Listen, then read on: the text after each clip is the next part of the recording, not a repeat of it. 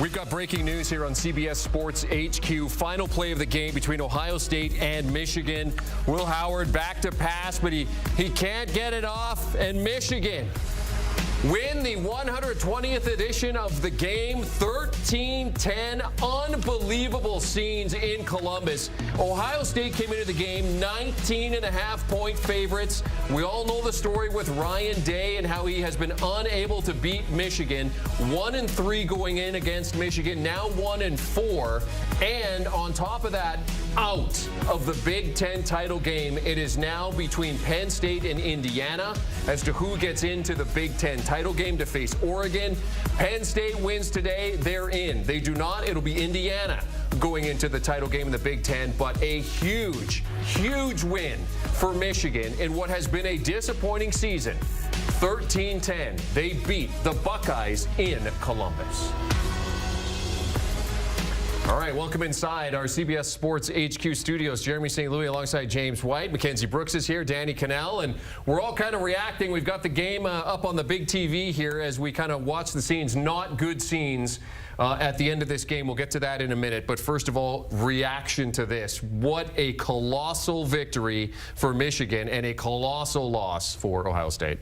It's very tough for Ryan Day and Ohio State. I thought they were over-emotional in this game. You can see every single play in the first quarter. There was a whole bunch of barking, pushing, shoving. Ryan Day had the interviews prior to the game, talking about how much this loss means to his family and this and that nature.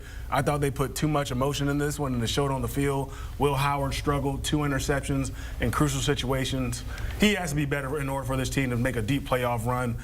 Just a tough loss. I thought Michigan presented some challenges to them based on their defensive line being able to slow down, Ohio State's run game. And, Michigan's going to be committed to running the football. Khalil Mullins had over 116 yards rushing. They rushed for 172 yards. So. I think he had as many rush attempts, too. Yeah. So that truly was the difference. Michigan controlled the game and won the line of scrimmage. That's what hurts the worst for the Ohio State fans. I mean, Ryan Day, remember last year when they beat Notre Dame? He was like, where's Lou Holtz? And he was like, we're so tough. We're tougher than people thought. Then they still lost to Michigan. Yep. Then this year, they're supposed to be this great team. Tough. They go on the road and they lose to Oregon, the only good team that they've played so far this season. Then they have this game at home when you're almost a 3-touchdown favorite and you still get pushed around. This is an embarrassingly bad loss for the Buckeyes. We'll get to Mackenzie on this. Does it cost them a chance?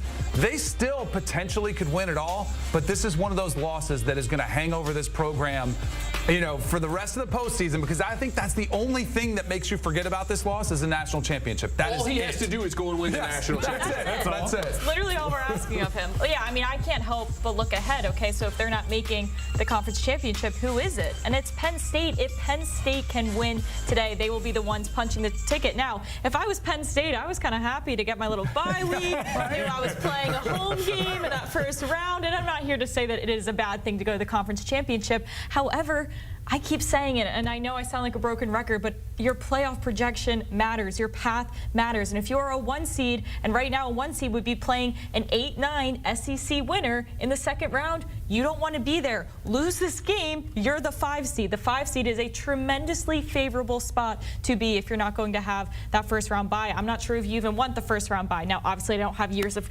experience playing college football or coaching college football, so that's up to them to decide. But even looking at Penn State, they go from a 9% to 12% chance to win the national championship when they go from a 6 to 5 seed. Now, that sounds silly, but that's a 33% increase relative, right? So these seeds matter so much, and this was a big, big swing in the seeding, especially for Ohio State as well. If Notre Dame wins, wouldn't they be the 5 seed potentially now? Couldn't that be a great spot for them as a one-loss team? Like, that's what this could change up the seeding in big ways. I mean, they're playing USC today, the common opponent between Penn State and Notre Dame. If they look a lot better than Penn State did, which was just an overtime win, that could definitely help them with the seeding as well. Yeah. Not fair. That's crazy. Look at this, guys. I mean, we wanted chaos, right?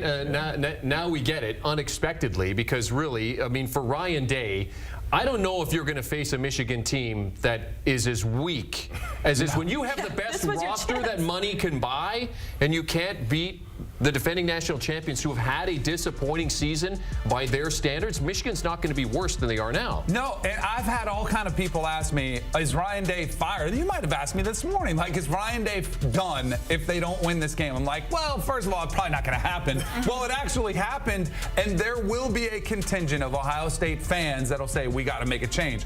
Now, the power players, the people that are making these decisions, I don't think they will. But now, Jeremy, I think there's a reality that you have to win a couple games in the playoffs in order to completely remove yourself from that conversation.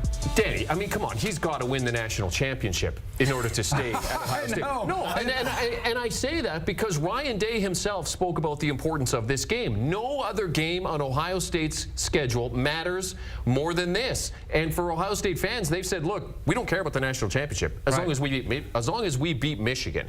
So, I mean, when you look at it from that standpoint, for Ryan Day, who's 1-4 now against the Wolverines, you have to think, Danny, if he doesn't win the national championship. Do you want to know what I just did? Because this is what you do not want to have done.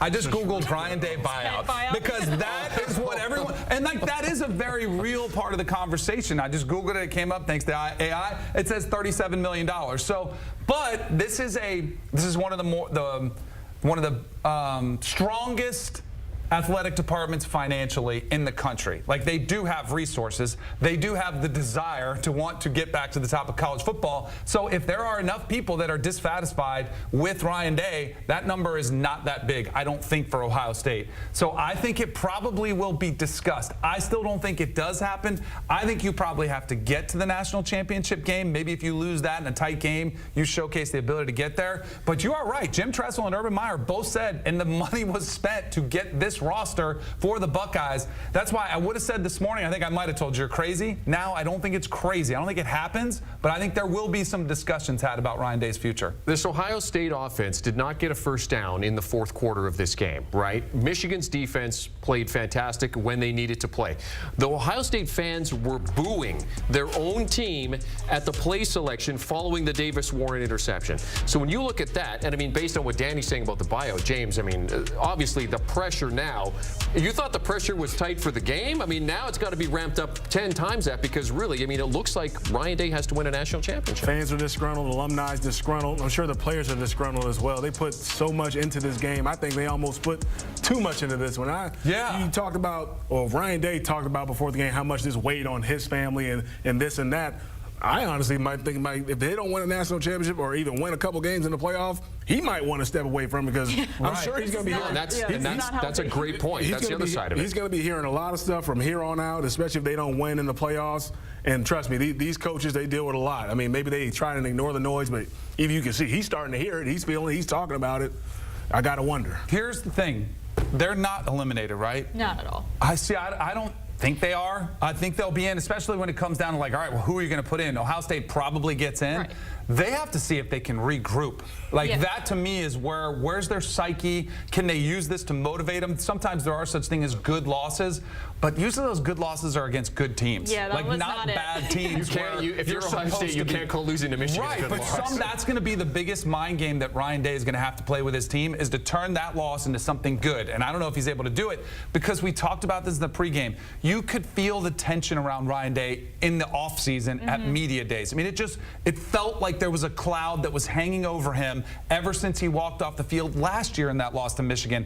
I don't know how he turns this thing around and gets him to rally. I can't emphasize enough how different your chances to make it far in this playoff go when you just change from a 5 seed to a 6 seed to a 7 seed. I mean, they were looking in that perfect, be the runner-up in the Big Ten championship. Oregon wins, they get the bye, you get that 5 seed. It's a great first-round matchup. Changing that now to a 7 seed, maybe Notre Dame, like you were just mentioning, they go from a 14% chance to an 18% chance to win the national championship, just going from that 6 to 5. Those are big, big jumps, which is just, to me, the most crushing part for this Ohio State team. Okay, we mentioned the ugly scenes at the end of this game.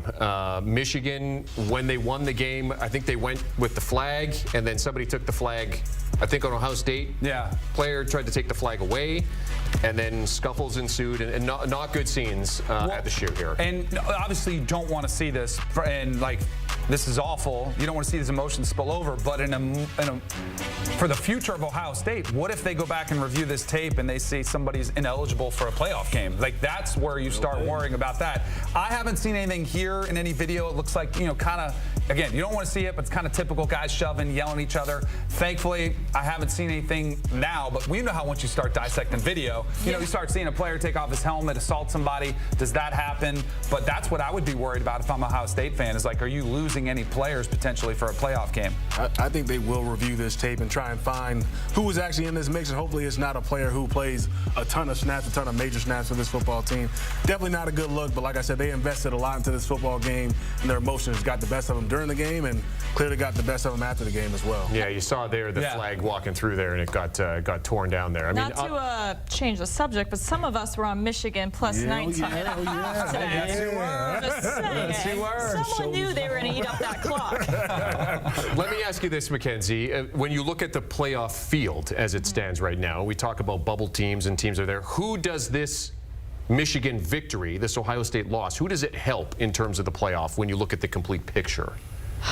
I mean, I think a lot of it was about the ACC today. Okay. And with Clemson losing, it was mostly, not to change the subject, but that was really what was the turning point for how many more SEC teams can get in, how many more ACC teams can get in. Now we really probably will only see 2 from the ACC. Maybe we see that 4th SEC team. The issue is here, they're not dropping out of the playoff. And I know, we're so excited about this 12-team playoff. We do have to fill it with 12 teams, and that's just how that goes. Who does have the better resume than Ohio State? Not many teams. So it doesn't necessarily change who gets in and who gets out for this game specifically. Clemson, South Carolina was really the one with number of teams. This is just about seeding.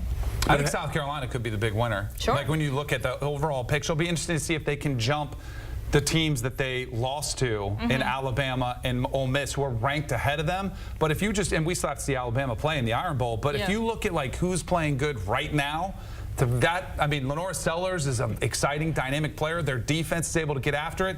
That is a team that I don't think anybody wants to face in the playoffs, whether it's home or road. It doesn't matter. All right. Well, we'll get to South Carolina and what happened in their game versus Clemson coming up. For now, let's put a bow on this conversation as Michigan 13-10 winners over Ohio State.